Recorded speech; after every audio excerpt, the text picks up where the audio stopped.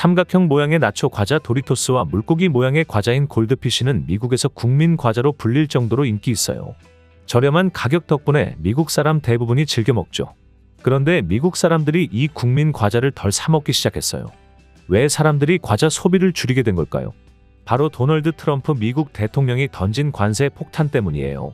관세는 물건이 국경을 넘을 때 매기는 세금을 말해요. 트럼프 대통령은 2월에 중국과 멕시코, 캐나다를 상대로 높은 관세를 부과했어요. 이어 4월부터 미국으로 수입하는 모든 제품에 관세를 매기겠다고 밝혔고요. 문제는 관세를 높게 매기면 미국의 물가가 오른다는 겁니다. 미국으로 수출되는 모든 제품이 관세가 붙은 만큼 가격이 비싸지기 때문이죠. 미국 소비자들은 트럼프 대통령의 관세 정책 때문에 앞으로 물가가 더 오를 것이라고 예상하고 있어요. 소비자들은 돈을 아끼기 위해 소비를 줄이기 시작했어요. 이에 미국 국민들이 즐겨 먹는 국민 과자까지 판매량이 줄어든 거예요. 국민 과자를 생산하는 과자 회사 펩시코, 캠벨, 호스티스 등의 판매량은 3에서 5%가량 줄었어요. 트럼프 대통령은 미국 기업을 위해서 관세 정책을 펼쳤어요. 외국에서 만든 제품에 관세를 매기면 그만큼 가격이 비싸지거든요. 그러면 미국 소비자들이 가격이 저렴한 미국산 제품을 선택하게 될 거라고 예상한 건데요. 수입 제품이 비싸져 물가가 오르자 오히려 소비자들이 지갑을 닫아버리게 된 겁니다. 관세는 국경선을 통과할 때 부과하는 세금을 일컫는 말입니다. 즉, 외국에서 물건을 수입하거나 외국으로 수출할 때 내는 세금이죠. 관세는 많은 세금을 확보하기 위한 목적으로 부과할 뿐만 아니라 외국 상품의 무차별한 수입을 막아 자국 산업을 보호하기 위하여 부과함으로써 대표적인 무역 장벽의 하나로 인식되고 있습니다. 자국 상품에 대해 불리한 대우를 하는 나라의 상품에 대한 보복의 성격을 띤 관세를 보복관세라고 합니다. 보복관세는 대개 각국이 국내법에 정하고 있습니다. 우리나라도 관세법상 보복관세를 상한에 구애되지 않고 매길 수 있도록 규정하고 있습니다. 어느 특정국으로부터의 특정 품목의 일정 수량에 대해서는 그 국가로부터의 수입을 촉진하는 목적으로 특히 낮은 세율로 수입하도록 하고 있는 관세를 특혜관세라고 합니다. 2022년 기준 농산물 단순 평균 관세율은 한국이 57%를 기록했습니다. 비교 대상인 138개국 중 가장 높았습니다. 2위 튀르키예, 3위 인도 등과 비교해도 20% 가까이 차이가 날 정도로 압도적인 1위였습니다.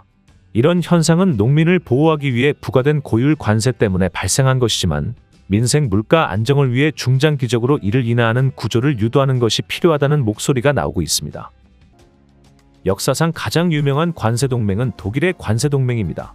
독일 관세동맹은 프로이센의 강력한 의지가 있어 가능했습니다. 19세기 초 독일 연방은 많은 작은 나라들로 구성되어 있었고 자국 내에서도 각 국가의 관세가 달라 상거래가 매우 혼란스러웠습니다. 또 국경을 넘으면서 붙는 관세로 인해 연방 내에서도 자국 상품의 가격 경쟁력을 확보하기가 쉽지 않은 상황이었습니다. 영국이 철로를 놓을 때 독일은 마차로 짐을 운반하고 있었습니다. 하지만 프로이센이 점차 공업이 발달하게 되면서 상황은 조금 변하게 됩니다. 프로이센은 소비시장이 필요했죠.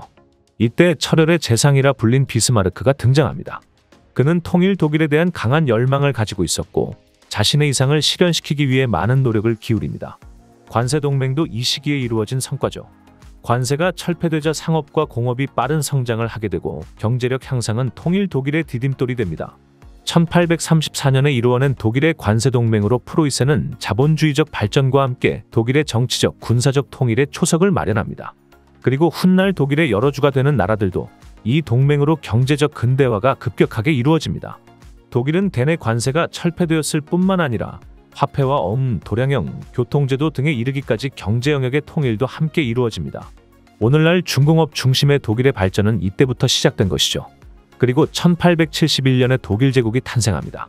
제2차 세계대전 후 네덜란드와 벨기에, 룩셈부르크는 베네룩스 관세동맹을 체결합니다. 이것은 1958년에 베네룩스 경제동맹으로 발전하게 되죠.